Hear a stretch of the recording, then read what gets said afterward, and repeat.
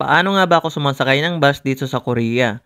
Kailangan ko lang pumunta dito sa sakayan ng bus, diyan nga pala nag-stop ang mga bus. Bawal ka diyan na magpara ng mga taxi. Kapag naabutan ka ng bus, mabubusinahan at the same time magagalit yung driver ng bus. Abala kasi yun sa kanila. Diyan naman sa screen makikita yung number ng bus, kung ilang minuto ka na lang mag-aantay sa bus na sasakyan nyo. Mostly subway at bus ang transportation dito sa South Korea, which is napaka-convenient talaga.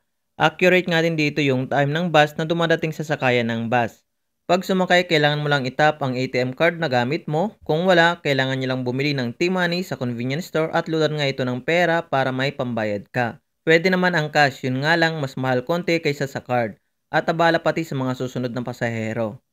Hindi katulad dito sa Pinas na mayroong mga konduktor. Dito ay wala. Ang maganda pa dito, free lang ang mag-transfer sa ibang bus number sa loob ng 30 minutes. Huwag na huwag kakalimutan na mag-tap ulit bago bumaba para ma-detect ng bus na sasakyan ulit. Lahat ng bus dito ay may free wifi. Makikita nga din dito sa screen kung saan susunod na hihinto yung bus. At maririnig na din dito sa speaker kung saang station na tayo in Korean at saka English.